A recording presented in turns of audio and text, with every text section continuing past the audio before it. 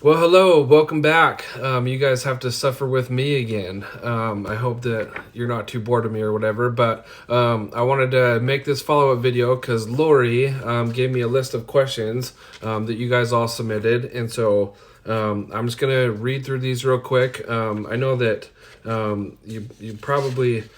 you guys probably won't want to stick around for the whole thing unless Lori's making you. Hopefully, she's not making you have to put up with me for that long. But I'm going to read through this whole list of questions. We got 1, 2, 3, 4, 5, 6, 7, and then a couple lines of questions. And so I want to make sure that all of you get your questions answered. I want to preface all this with the disclaimer that I am not a professional. I'm not a counselor. I'm not a therapist by any means. I just have been through lots of therapy myself, and I've been through my dark days, and I've been through my good times, and so I have been able to learn a lot. And so take my answers for what they're worth. I'm just a fellow person in recovery, and I hope that it gives you guys answers to your questions, or at least a different perspective. So we'll just start from the top, and I'm just going to cruise through these so that you guys hopefully don't have to listen to me for too long. But okay, so first question: what was the most helpful things your friends and family did for you while you were still struggling with addiction, and what was the most helpful thing they did when you were in recovery? I would say when I was still struggling in addiction, my sister played a really big role in my life when I was still struggling with addiction. I really like her approach, like how she handled everything. She still treated me like I was her brother. Like we were really close in age, and so we've been close all grown up. She still treated me like a brother. She still loved me. She told me that she cared about me. She always let me know that she didn't want me around if I was high, or if she even thought that I was high. But she would still invite me to go do stuff. And so she was very kind of a very meek and humble approach to it, and just treated me like I was a normal person. I want to contrast that to my dad. My dad is another example in my life. He was very controlling and very kind of wanted to rule with an iron fist, and I just butted heads with him like really bad. And so my advice to how do you best things that you can do as friends and family is just treat them like they're real people. Have your boundaries, and don't put up with them if they're high or they're drunk or whatever. Don't let them come around, but don't just shun them and treat them like they're not people. Most helpful things they did when I was in recovery, they started talking to me more about it. Like they weren't afraid to ask questions about stuff, and I think it was probably because I was in a better mindset myself. One of the things that they say in recovery a lot is the only thing you have to change is everything. And so once I found recovery, I actually started hanging out with a whole new group of people. I had all new friends. I'm still friends with people that I grew up with and old friends that I had, but not the bad kind of friends. And so once I found recovery, I found a new group of friends, people that were like-minded, people that I looked up to, that were good examples, that were doing good in recovery themselves. And so that's the best advice I have for that.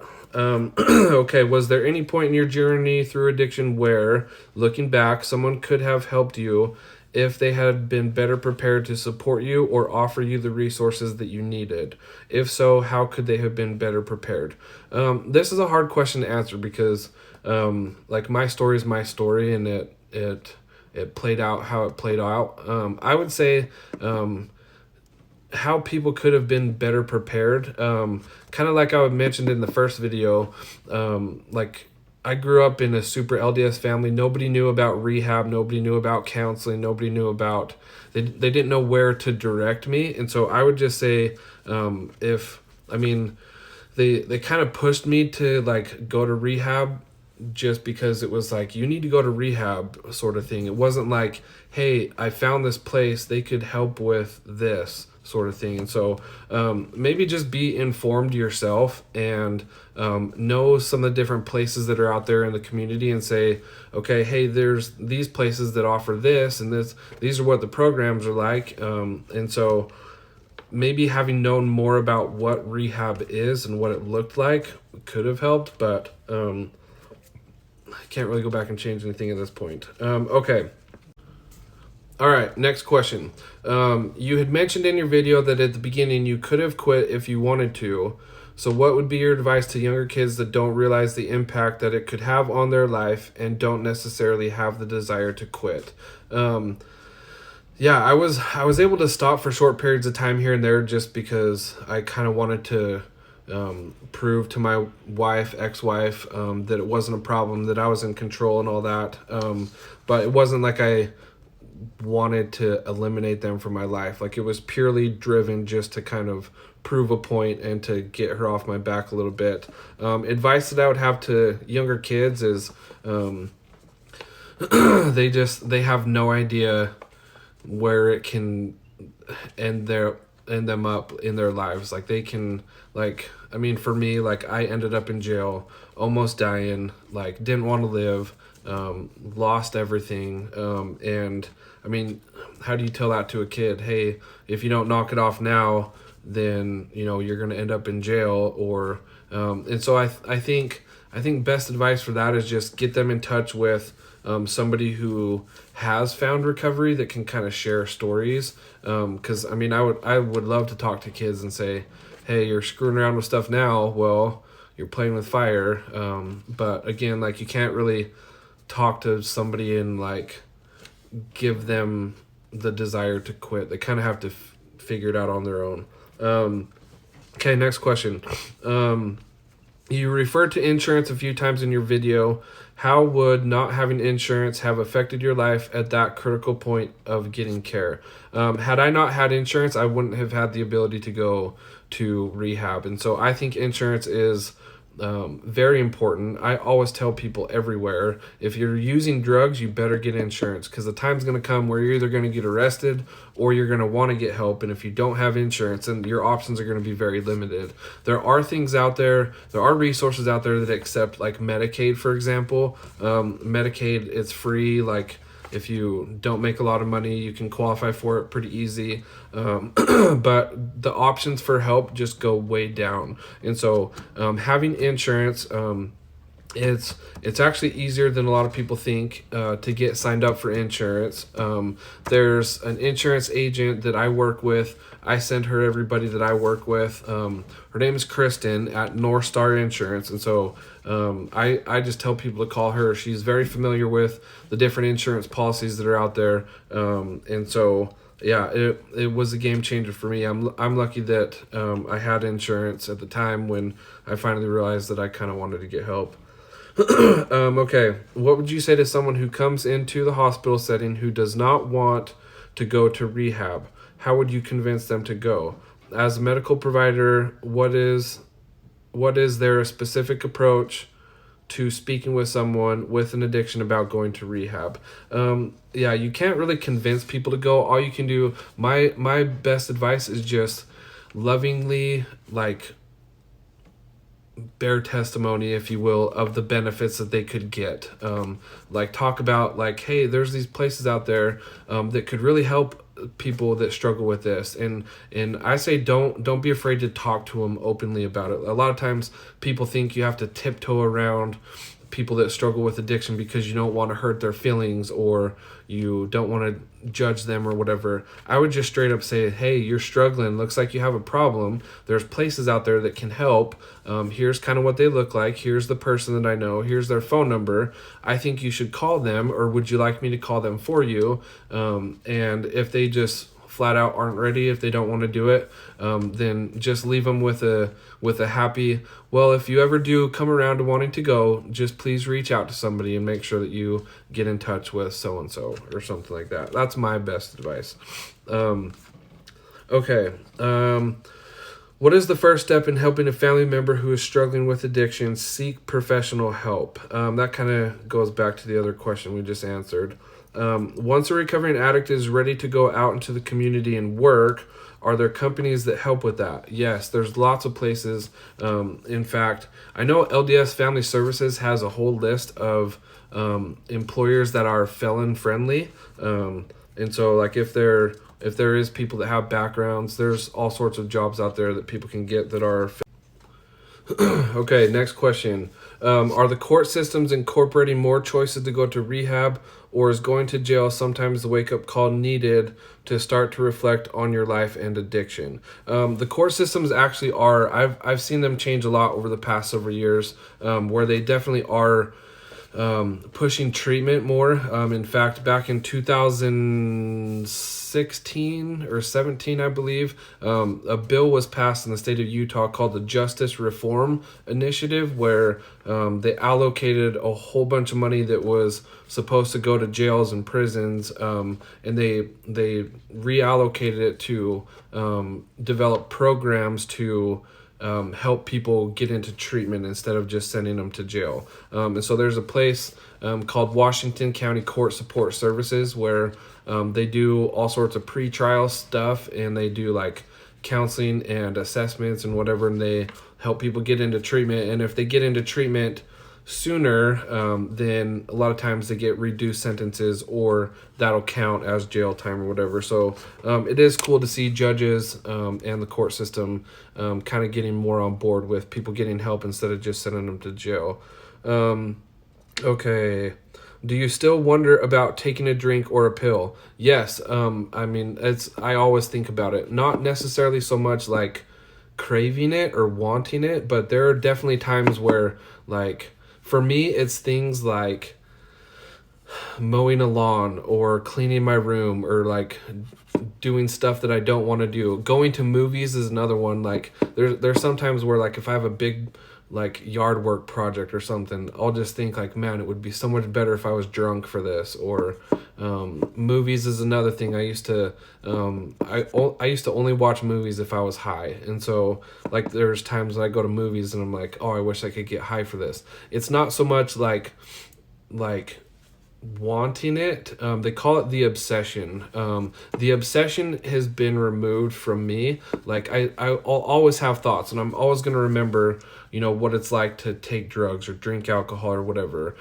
So that, and plus, like, I work in recovery, and so I'm talking about it nonstop. But it's not so much temptations to do it as it is just memories that they happened at one time. Okay, where am I at? How do you keep those thoughts in check and not act on them?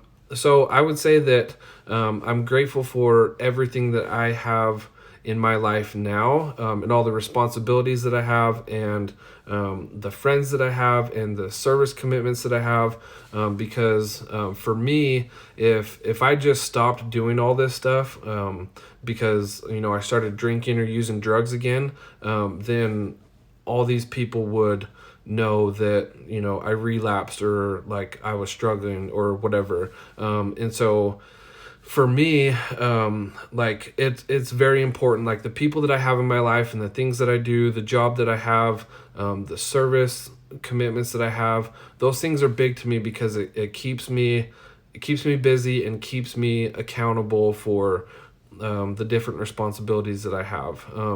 And plus, like, I mean, if I were to ever relapse and start using again, then I would completely lose my relationship with my son. And he's 7 years old. He just turned 7. And I mean, he's at the point now where he's gonna remember stuff. Like if I start doing bad now, he's gonna remember stuff. Whereas before, like when everything happened with me, it was all when he was really little, and hopefully he doesn't remember any of that stuff.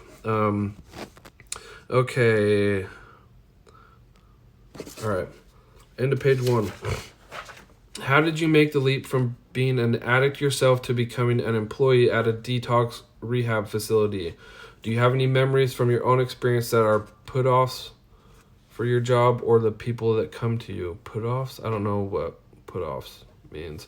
But so for me, my background in insurance is what kind of helped me make the jump to working in recovery, because I sold insurance for years and years, and then after I had gotten out of treatment myself, I actually started selling health insurance policies for people who were trying to get into treatment. And that's where I found that I really loved talking about rehab and getting help and changing their life and stuff, because I could talk about my experience with it and how it helped me turn my life around. And then I was selling a whole lot of health insurance policies and helping a lot of people get into treatment. And then the place where I went to rehab, the program that I went through, they actually called me and offered me a job down here in St. George. And so it allowed me to come start working in recovery and be closer to my kid. And so for me, my background in insurance is kind of what led me into the role that I have now, where, I answer the phones and work with family members and, figure out what their insurance policy looks like and how it's going to work and how much they're going to have to spend. And so for me, my knowledge in insurance is what helped me. But also at the same time, my experience in going through rehab myself is, I would say, my most valuable thing that I have, because I can understand what people are going through. I can understand their concerns. I can understand their fears, and all that stuff. And so that's what helps me the most. Do you think that your past makes it easier for others with an addiction to talk to you and get help from you? How would you suggest starting a conversation with someone who has a substance abuse problem and may need help? Yes, definitely. Kind of like I was just saying, my experience with addiction itself is, I can't put a price on it, because it's almost like when I talk to somebody, if I've been talking to parents, here's an example. So a lot of times I'll get phone calls from a mom or a dad, and they'll say, oh, my son or my daughter is struggling. They've been drinking alcohol and this and that. And they'll kind of go off on this big, huge, long spill. And then eventually it'll get to the point where it's like, okay, I'd like to talk to them. A lot of times parents are very clingy, they like to hover, and they like to put a lot of pressure. And so what I do is I like to get the person on the phone themselves and say, are you in the room alone? Can you step outside? I'd like to talk to just you. And then when I get them just by themselves, being able to just say, hey, it sounds like you're under a lot of pressure right now. I get that. I've been there. Are you doing okay? What do you need? What are you struggling with? How can I help? And so just letting them know, hey, I've been there before. It's almost like instant credibility. And so if you have family members or friends that are struggling with drugs or alcohol, I would say find somebody in recovery and just say, hey, you should talk to this guy. In fact, you guys can tell people to call me, even if they don't ever come to detox or rehab. Tell them to call me and I'll just talk to them, just one addict to another, and just kind of see where they're at and see what they need help with. And a lot of times just talking to somebody that knows what you're going through is it's really comforting. So next question.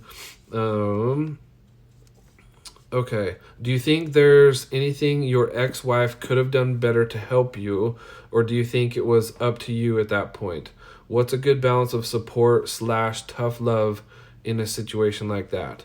I really don't think there's anything else she could have done. I was on such a path of destruction at that point that she was just kind of the innocent bystander.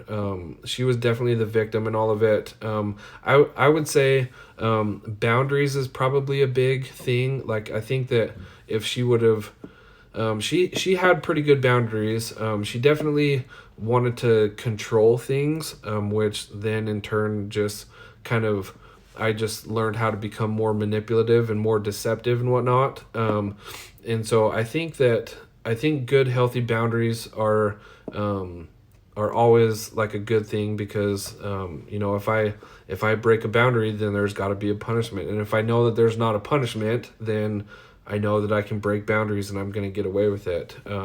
And so I think that I know for her, she was very kind of overall pessimistic about life. I'm very optimistic, and I kind of fly by the seat of my pants, happy-go-lucky sort of mentality. And she was very Chicken Little, if you will. Like the sky is falling, everything's always a disaster. And so, I'm not blaming my drug addiction on her, but I was scared to ever tell her about it because I knew she would freak out. And so that's one of the reasons why I kept it hidden from her for so long, because I didn't want her to know, because I knew that she would come off the handle. And so then when she did find out, I just I never wanted to ever let her find out that I was using again, because it was just a big huge disaster. And so it kept me lying, and it kept me very deceitful. And so I would say for a spouse, let your spouse know that it's okay to talk about stuff if they're struggling. And like, I mean, for me, like I would rather know what's going on than like be lied to, I guess. Even if it is something like addiction, like if your spouse is struggling with addiction, I would rather know than be lied to, I guess. Okay.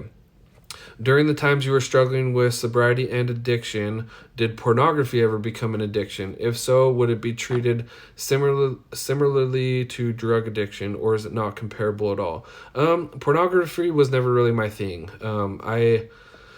I think that, but I definitely recognize that it's like for sure an addiction. And so I know that there are places out there, like there's rehab centers that are designated specifically for pornography and sex addiction, and even like gambling and stuff. In fact, there's a place called Desert Solace here in St. George, and that's all they do. They don't do anything with substance abuse or anything like that. Like it's specifically for pornography and sex addiction and whatnot. And so it definitely is comparable. I'm not going to say that they're not comparable at all, because addiction is addiction. And if it's something that affects your day-to-day life, then if it makes your life become unmanageable, and if it's ruining relationships, and if you're lying about stuff and not telling the truth, and being manipulative about stuff, it's definitely an addiction. But there is help for that stuff out there too. Okay, I know this might be a difficult question to answer, but why do addicts lie? There's a funny, I heard somebody say, how can you tell if an addict is lying if their mouth is moving? And so I don't know why we do it. It's just we're so convinced in our head that you're going to believe what's coming out of our mouth rather than what's actually happening. Reading on, I don't mean lying to try and hide what they're doing, but the compulsive, persistent lying. There are a couple people that I am really close to who are addicts, and there have been times where they have been caught red-handed in things and then still try to lie about it. And they continue to lie and never really tell the truth, even though their stories often change. I've just never understood this. Why keep lying when they know we know the truth? Wouldn't it be easier to come clean so we can help? What is the mentality behind this? Honestly, like, I would say, because I definitely would lie all the time. And then when somebody would, like, question what I was saying, like, even if they were like, I don't think that's true, or if they would come at me or whatever, then I would say, oh, you don't believe me?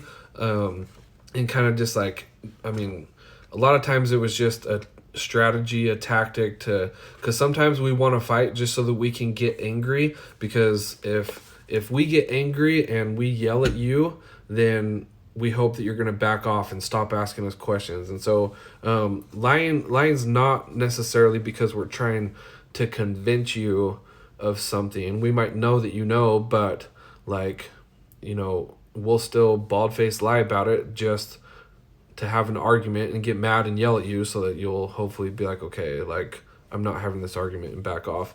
But yeah, it's drugs are weird. Like, I mean, there's times like I would lie but like be completely convinced that, what I was telling would be believable to whoever it is that I was talking to. But I can't tell you why we do it. It's just because we want to keep using drugs and we don't want people to question us. Okay, do you feel like there could have been something help you decided to change early? Do you feel like there could have been something that helped you decide to change earlier? What advice do you have for us on how to communicate with those who struggle with addiction? I'm just going to go back to you don't always have to be the one to convince them of anything. I would get them in touch with somebody who's in recovery, have them call me or somebody, and get them talking to somebody else. Because, like, I mean, something that could have helped me change earlier. I don't know that I was ready. For me, the getting in trouble part really helped a lot, and having to go to jail over and over. Like I ended up getting sick of that, and that definitely played a role in me like turning my life around. But again, like just realize you don't have to be the person to convince them of anything. I would just get them in touch with somebody who has been there before and can relate to them a little bit better. Okay, moving on. I feel like I'm taking too much time on my answer, so I'm going to try and speed it up and get through these a little quicker. What ways would you suggest to help someone who is in a relationship and is struggling with the person who is addicted to get help? How can you suggest better communication and support? Do you believe there is a right way or a wrong way to approach someone you love who is an addict? Again, I'm just going to go back to get them in touch with somebody that's been there before, somebody that can relate to them. If you haven't struggled with addiction, then I mean, you could give them all the right answers, and it could be exactly what they need, but coming from somebody who's never been there before, they're never going to hear it. So get them in touch with somebody who's in recovery and knows what they're going through. Okay.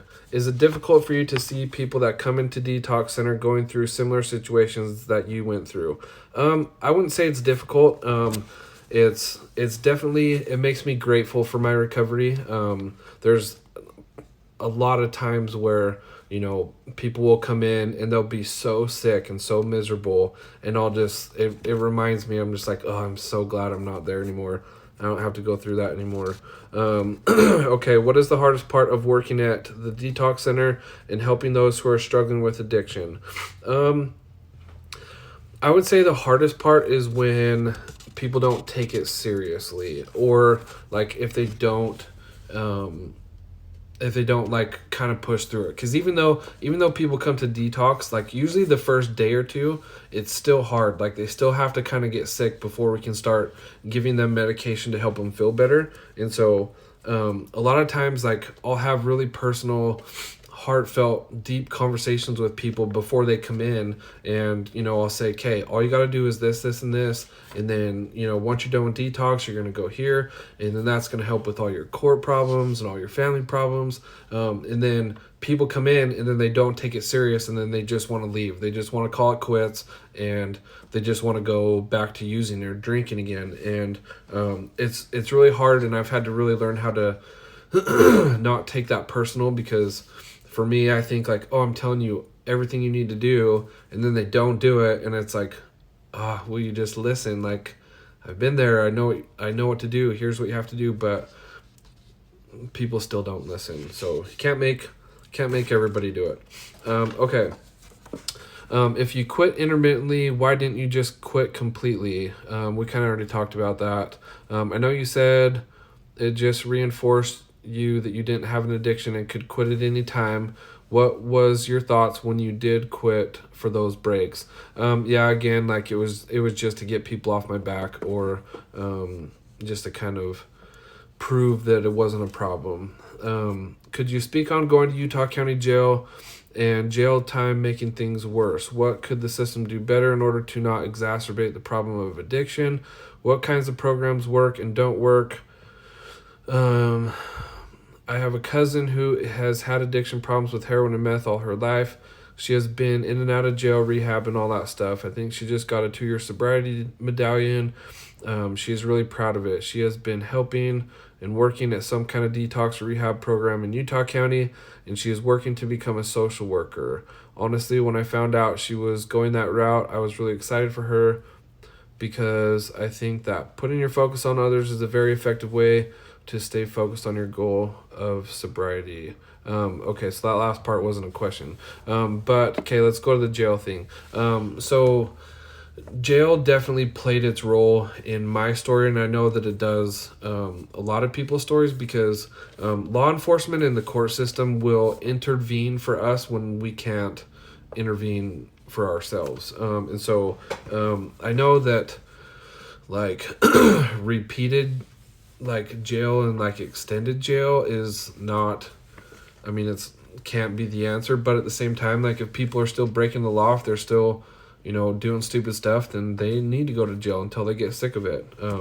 But there's even people that, are just repeat offenders all their life, and they're in and out of jail all their lives. But I'll always be a firm believer in treatment and rehab and therapy and all that stuff. Okay, let's see. Question: how have your coping mechanisms changed from when you were dependent on drugs and alcohol to now? I would say coping mechanism. So when I was in treatment, they taught us a lot about being aware of your thoughts and like what you're thinking and what you're feeling. And so just like for me, one of the big things is to just be able to identify what it is that I'm feeling. So if I'm stressed, or if I have a lot of anxiety, or like if I'm upset or something, just being able to catch myself and to say like, okay, I'm angry right now, or I'm scared right now, or I'm annoyed right now. Just putting a name to it helps me identify like, okay, this is what I'm feeling. I'm going to get through this. Another thing that I learned is that all feelings are temporary. We're not always happy all the time. We're not always sad all the time. We're not always stressed all the time. We kind of always, come back to this level playing field, I guess. Sometimes when we're happy, we go way up here. When we're sad, we go way down here. But we always kind of level out. So just being able to identify the feeling that I'm having and knowing that, okay, it's going to pass. Just do all the right things. Early on in recovery, there was definitely times where, I'd get stressed out or annoyed or pissed off or something, and I'd be like, okay, and I'd start thinking about using, but I don't really have those types of feelings anymore.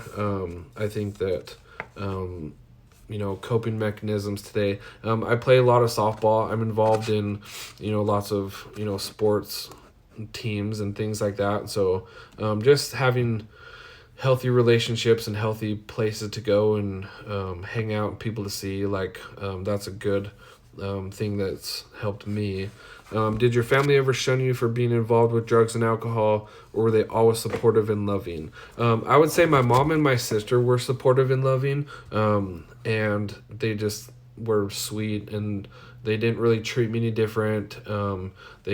They let me know they didn't want me around, and that they were upset with the things that I was doing. My dad was very, he definitely like shunned me and tried to control me, and he called the cops on me several times and got me arrested, and I hated him for a long time for it. Same thing with like old friends, like friends that I went to high school with. They just stopped talking to me. They didn't want me around, and but again, like all that, every single one of those relationships helped play its role in my story and helping me get to the point of wanting to change. Okay, next question. I know this is a little personal, but how long have you been clean now? So this June will be 4 years. So I'm coming up on 4 years. So I'm a few months, let's see, April, May, June. Yeah, a few months shy of 4 years. Is it still a daily struggle? Not really. Has your mindset completely changed to where you aren't really affected by now? I mean, I would say I'm happy with where I'm at now. I don't, I still have struggles. I still get stressed out. I still, there's times where, I'm sad about certain things, but, I mean, the option of using and just, the desire isn't there anymore. So I'm happy with that. Do you have advice for us as future nurses as to how to approach telling someone that they should get help for their addiction? I just ask because they may not feel that they need the help or may not want to. We kind of already talked about this as well. I would just be direct, be open, be loving about it. Don't belittle them about it and say like, hey, you suck at life right now. You need to get help. Do it as more so like, hey, we love you, we care about you, there's places out there that can help with what you're struggling with, sort of thing. Okay, what can you do to help and support someone that is detoxing and wants to remain clean? Are there things that can be triggering or things that you shouldn't say or ask about? Trying to support somebody that wants to remain clean, I would just say support them in whatever it is that they're doing that's helping them stay clean. Support them in hanging out with people that are doing all the right things. Somebody that's good examples to them.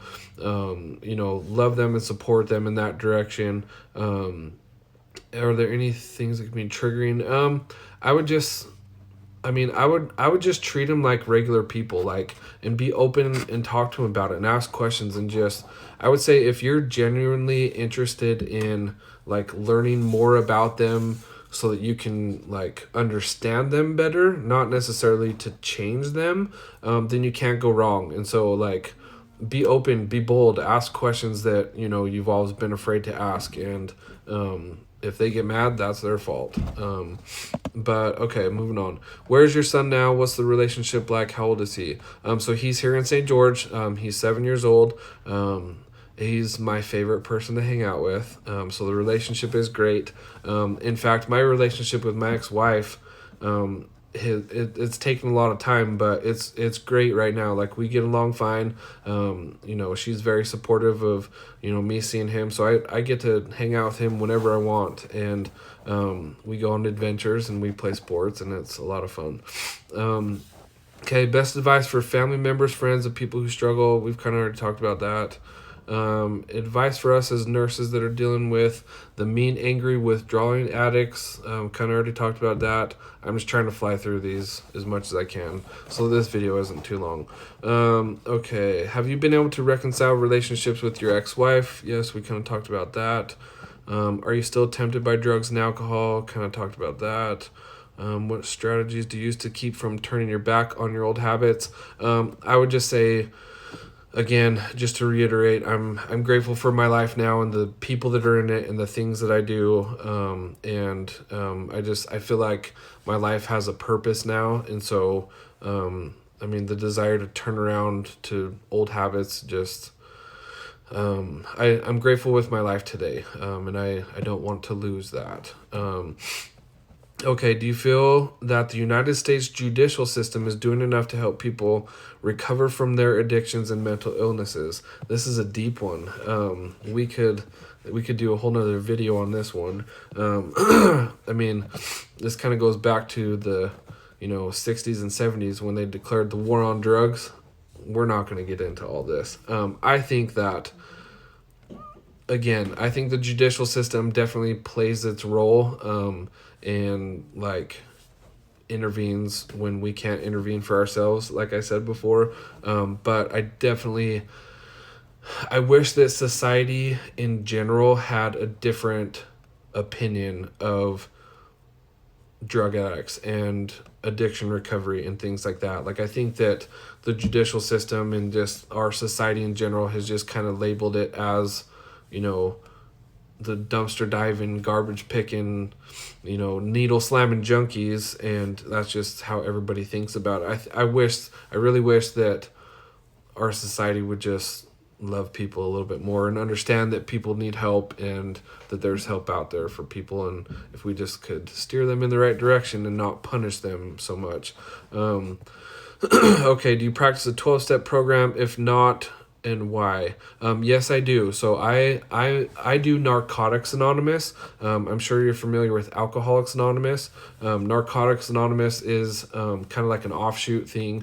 All the steps are pretty much the same. It's just based on it incorporates all drugs and all substances instead of just alcohol.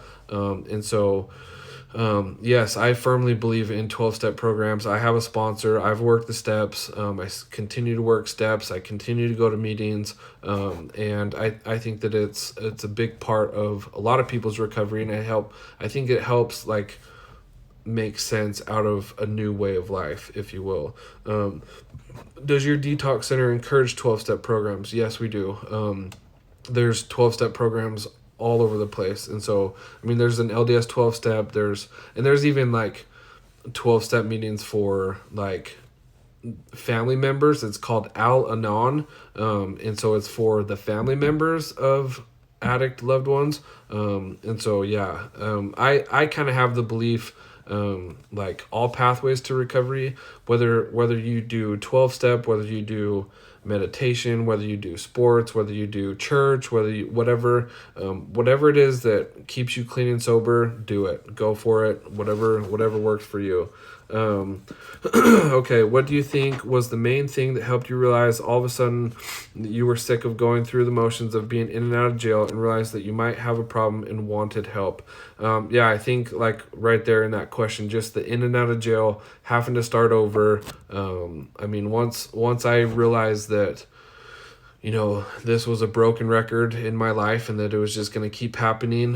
It wasn't so much that I had all this newfound motivation to change and get clean and do all these, huge drastic changes in my life. It was more so just like, I'm sick of this. Like, and that kind of led me, to the recovery center where I went, and, things just happened line by line, precept upon precept, if you will. Okay, working in admissions and marketing now, what are the best ways that you have found to help the community know about the resources the Detox Center provides? If so, that they will come to you when they want, rather than just go to the ER. And so this is why I love my job, because I'm heavily involved in the community. There's different committees that I serve on. So there's the Recovery Day committee that I help with, and so every year we have a Recovery Day in our community, and we have this festival at the Main Street Park. And I'm involved with like getting the news involved and getting the radio involved. I host a radio show where I talk about addiction recovery every Monday. I post on Facebook and Instagram a lot. So go add me on Facebook if you want. And so like I'm constantly just talking about stuff to everybody everywhere I go. And I work closely with a lot of people that would be referral sources. And so even like therapists that work in the emergency room, they know who Hope Rising Detox is. And so like if somebody comes in, they call me and say, hey, can you get this person into detox? And so being able to know like who those people are in the community, like treatment centers send us a lot of people. DCFS, I have bishops that call me. And so, yeah, there's just a lot of different relationships out there. And all those people are my friends. Like that's what's cool about it is, I get to have good friendships with those people. And, so like if they come across somebody that's struggling, they know that they can call me. Okay. When it comes to relapses with those facing drug abuse, how do you withhold judgment on a person even after many years of sobriety? Just realize they're people too. They're struggling. It can happen to anybody. If they have had many years of sobriety and they do relapse, I don't know why it is. Obviously something big or drastic had to have happened, or something changed in their life. Don't judge them, just love them and let them know that there's help out there, and that you don't think anything different of them. You still love them, you still care about them, and just love them all the way to getting help. With your own past, how have you been able to maintain sobriety in the fact that you have moved on from the desire to act out with drugs? We kind of already talked about that. How would you tell people who face addiction to keep motivated even in the middle of said addiction? One thing I always like to say to people that are still struggling with addiction, if they're not ready to get help, I always say this. I always say, well, don't get arrested and don't die. And I'll say it like as bluntly as I can, because like it kind of leaves them with like, that's kind of what you're facing if you don't ship up and change. Like, don't get arrested and don't die. And it kind of just leaves that image in their head. And so like what to tell them to keep motivated, I just say, let them know that we love them, and let them know that there's people out there that want to help, that they can call whenever they're ready. I always feel a little uncomfortable talking to people about their addiction and finding the right things to say to let them know I support them. What is something that someone could have said that would have helped you during your darkest time? I'm going to go back to my sister as an example. She was just super sweet, super loving. She always invited me to go do stuff. And I actually I didn't want to use around her. Like I wanted to go hang out with her because she genuinely just wanted to spend time with me. And so I think that's best advice on that one. How would you recommend talking to a family member struggling with addiction that doesn't see it as a problem? Kind of already talked about that. Do you think people with substance abuse problems should be forced into a recovery program by the judicial system after a first offense related to substance abuse? I don't think it's a bad idea. I don't like the word forced. I think directed is a better word. I think that and maybe not even necessarily going straight to a residential program, but at least talking to a substance abuse counselor. I think that if counseling and therapy could start happening sooner, then, we wouldn't have to wait until people are, multiple offenders before they start, thinking about going to a residential program. Okay, do you still have... Okay, we already answered that. Did your wife suspect something was going on before she caught you the first time? She said, after we kind of got into it, she said, there's been times where I thought something weird was going on, but she never really knew it was drugs. She was pretty sheltered. She didn't really have any knowledge about it. And so she knew that something was weird, but she couldn't quite put her finger on it. So then when I finally told her, she was like, it all makes sense, sort of thing. Do you have any lasting health issues from the years of drug abuse? Nothing serious. There's another kind of joke that people in recovery say a lot of times. They say, when you find recovery, you put down the spoon and pick up the fork, which is a joke about because people will melt their drugs and mix their drugs in a spoon with a flame under the spoon before they put it in a needle. And so when you put down the spoon and pick up the fork and start eating, I definitely have put the spoon down and picked up the fork, if you will. I've put on some pounds, and so I would say that's my lasting health issue there. Both of my parents are severe alcoholics, and I have done everything I can to think of to encourage them to quit, but they just aren't ready to. So I have two questions. What are the chances of recovery and rehab if the person there does not want to be there and does not want to quit? That's a great question because people go through rehab all the time and they don't want to be there, they don't want to change. And so at least, I would say that still going is better than not going because at least they're going to learn something. Whether it's going to last or whether it's going to stick, that's always going to be up to the person. What can someone like me, a family member to an addict, do to encourage quitting and recovery? I would say just start setting boundaries. Start letting them know that you don't support their addictive behaviors. And you can say things like, look, this is the direction I want to see you taking your life. I want you to get help. I think this is what you need. I think it could be beneficial. And there's times where family members have to say, if you don't do this, then I'm not going to be in your life. And so if you want to do these things and if you want to get professional help, I will support you all the way through. I will love you. I'll mortgage the farm if I have to, but if you're not going to do that, then I can't be in your life just because the relationship has gotten too unhealthy. And so it's hard. It's hard dealing with us addicts because we're knuckleheads and we don't want to change. You have to kind of wait till we want to change. Okay, how do people pay for substance abuse treatment if they are at rock bottom, using, and don't have a job? There's lots of resources out there.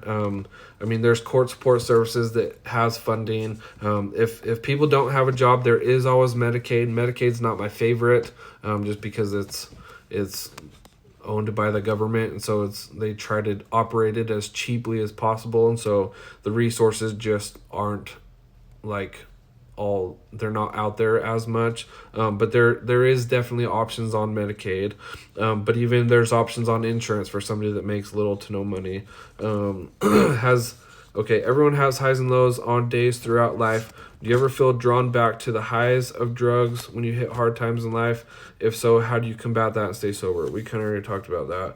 But yes, everybody has hard times. I have highs and lows all the time, but I'll say this. So when I was using in my active days of addiction, drugs was my solution. That was the thing that fixed everything. Now drugs is no longer my solution. It's the problem. And when I was in my active days of using, I never saw it as the problem. I saw it as my solution. And so I still have my highs and my lows. It's just, luckily I've gotten to the point where I realize it's no longer the solution. It's not gonna, I mean, if I'm having a low day, it's not gonna like solve all my problems because it's only temporary or whatever. So okay, moving on.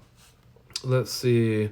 As you now market for Hope Rising Detox, what type of marketing technique seems to be the most effective in helping drug abusers find your center and be willing to come and stay there? We kind of already talked about that, but I would just say that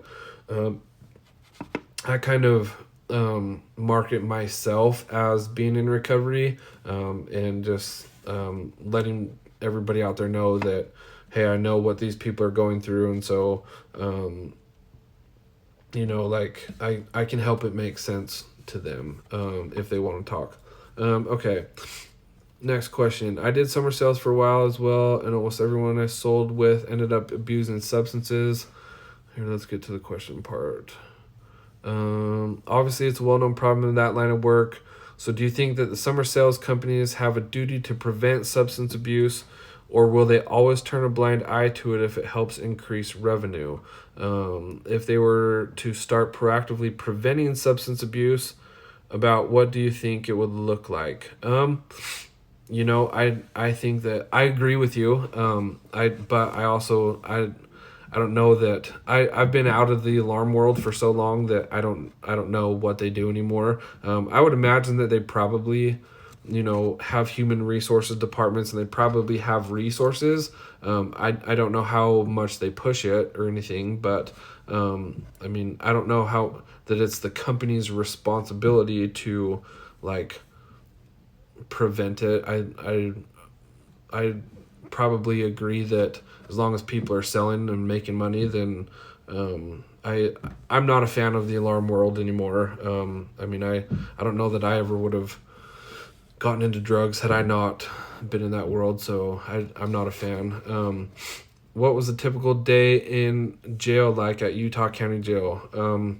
Like you wake up, you sit in a room, you eat breakfast, you sit in a room, you eat lunch, you sit in a room, you eat dinner, you sit in a room. Like, that's really about it. Two-part question. A, when your wife found out about your substance abuse, looking back, do you think that she acted appropriately, or what would have been a better way to act? Again, I'm kind of going to say that, like, my story is my story, and I'm grateful for how it all played out. She was definitely the victim in my story. The way that she acted and the way that it all played out, it did end up, playing a part in my recovery. I don't think that she could have really done anything better. I think that I definitely manipulated her for longer than I think she should have put up with. I think she should have kicked me to the curb a lot sooner. Because I just played on the fact that she didn't really know a whole lot. So let's see, moving on. B, you said you were a father. What would your response and actions be if your son either came to you and said he was abusing substances, or if you just started to get that intuition that he is abusing? Honestly, I plan on talking to him openly about drugs and my story and my past with it and like everything all throughout his growing up years. Like, I don't want him to ever have any questions about it. I don't want him to ever feel like he can't talk to me about it. And so I'm hoping that he doesn't ever want to hide it from me. I feel like if he ever does and start using and like isn't talking about it, I feel like I'd probably be able to know, and I would talk to him openly and let him know that I love him and you can tell me anything and what can I do to help, and that sort of mentality. Okay. All right. I'm trying to fly through these, you guys. I really want to get through all these. I feel like this is going a lot longer than I had planned. So if you're still listening, thank you for listening. I really want to at least say something on all these questions. And so we're just going to keep going. Okay. When you were in and out of jail and probation, why was rehab never sentenced after breaking probation the first or second time? So they tried to APP, which that's the probation agency that I was on probation with. It stands for Adult Probation and Parole. They had their own like counseling classes. It was kind of a joke. Like we went like once a week. There's a therapist that would like ask us questions, and we would sit in this group and whatever. They did try to start therapy and like things like that. But I mean, for me, I ended up at a private rehab center that was privately owned. It had nothing to do with, the state agencies that I was being monitored by. And so it was just a different level for me. What is special about Hope Rising? What makes it different or alike from other rehabs? Okay, so here's what's special about Hope Rising. So most detox places out there feel like a hospital. Hope Rising is in like a really nice house. It's out in Hurricane. It's like a big house. Like there's a big wraparound porch. We have 2 nice living rooms. We got Netflix. We got an Xbox. The kitchen's open 24/7. And so the owners really did a really good job at making it feel like a home. And so one of the things we kind of talk about a lot is welcome to the family and make yourself comfortable. And it's really just a really nice, cozy environment to come and detox and not have to feel like you're in a hospital, laying in a hospital bed, having to go to the nurse's station if you want to get anything or anything like that. So, and then we do a really good job at helping people come up with a plan for how they're going to stay sober, whether that's going to treatment, whether it's going to counseling, whether it's, changing their living environment or whatever. We really do a good job at helping people develop a plan for what they're willing to do that's going to help get them on a good path in life. Okay. Moving on, I know you talked about the last time in jail was your rock bottom, the thing that made you stop and think about it all. My question to you is, when helping someone struggling with addiction and multiple treatments haven't helped and they can't let go of their vice, what do you say to them or do? I think, if somebody's been struggling for that long and they've been to rehab that many times, they've been in and out of jail, I think the best thing you can do for them at that point is start setting boundaries and start like removing yourself from their life. And if you have to understand there's nothing you can say or do. I really think that sometimes people need to really, really struggle and suffer before they'll get to the point where they really get sick of their life and want to change. And every relationship that they lose only becomes motivation to want to get that back or to want to change. Let's see. Was there anyone in your life that really made the difference for you? How do you help someone that says they want help, but then there's actions are completely different than what they say? There's been people that have been very influential in my life. Not necessarily when I was using. My sister was a big, she was the closest person to me during my worst days. But when I did get clean, there definitely have been people that have influenced me and kind of been like my mentors or my sponsors, if you will. And so I definitely recommend help people find those types of people in their life. And how do you help someone that says they want to help, but then there's actions that are completely different from what they say? Again, set boundaries. Let them know that you're not going to tolerate their behavior, and you're not going to trust what comes out of their mouth. Okay, in the healthcare world, we see frequent flyers, so to speak.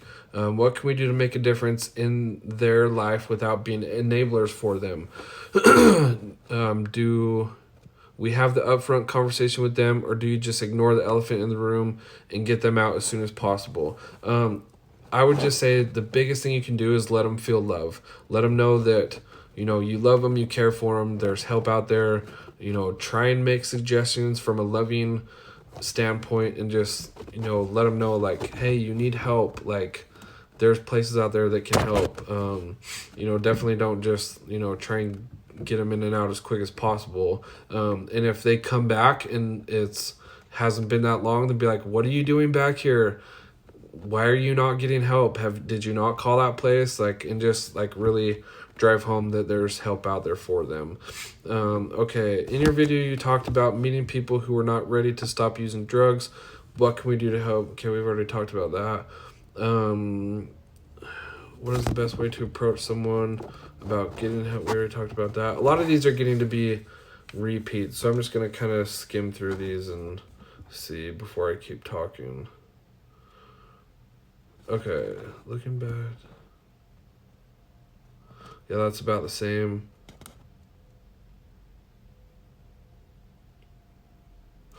Okay, I'm going to look through these. Hold on. Okay, I went through the rest of the questions and I kind of crossed out the ones that are like repeat questions. And so I'm going to read the ones that are different than what we've kind of already talked about. Okay, here's a good question. Having also grown up in the conservative state of Utah, do you think that changes in how we teach about drugs would make a difference? Looking back on my education, I don't feel like I learned anything about drugs other than they are bad and just say no. I truly didn't learn about the detrimental effects of addiction and substances until working in the emergency department and seeing it firsthand and learning it in nursing school. Do you think a broader education on substances would be beneficial or detrimental? I definitely think that it would be beneficial. Going back to the whole, they are bad and just say no. I went through the DARE program, and I feel like the only thing I learned was exactly what you said, just say no, don't use drugs, sort of thing. And I think that it's like, going through the DARE program one time in 6th grade, that's all I remember. And so like, I definitely think that I just wish people would talk about it more, and that like, it wasn't so like frowned upon and like such a taboo topic. Like, I wish that it was okay to talk about drugs and substance abuse and therapy and counseling and all that stuff. And so I wish it was, talked about more, like all throughout, our younger years, instead of just teaching you when you're young, just say no, and then just letting it go and hoping that you just say no. Okay, so next question. When in jail, what were the effects you experienced with withdrawal? You mentioned that you could stop for a while, but then would start again. Was this due to withdrawal symptoms? So I didn't really start experiencing bad withdrawal symptoms until I got into like heavier drugs, heroin and meth, and things like that. And so there was a few times where I went to jail, and because I got arrested, wasn't planning on going to jail, and I had been using for a long time. And then once your body, so heroin, for example, when you've been using heroin every day for an extended period of time, then all of a sudden you just stop. It's like your body just goes into these like violent, miserable withdrawals. Like, I mean, you have the cold chills, you got the hot sweats, you're puking, you're shaking, you can't sleep, you're uncomfortable, every muscle, every joint in your body is just painfully aching, like, and you can't get comfortable, there's nothing you can do, and it's just like, and honestly, like at that time, like the only thing that fixes that is more heroin. And so that's why, like at the detox center, there's other drugs that are out there that help their body to not have those withdrawal symptoms, and helps their body feel good and stay relaxed so that they're not going through these crazy withdrawal symptoms. But every time it happened for me was in jail, and it was so miserable. And like, I mean, you can't eat for a couple days, and like food just sounds nasty, and like, and then when you do start eating, like you just puke it up. And so it's just,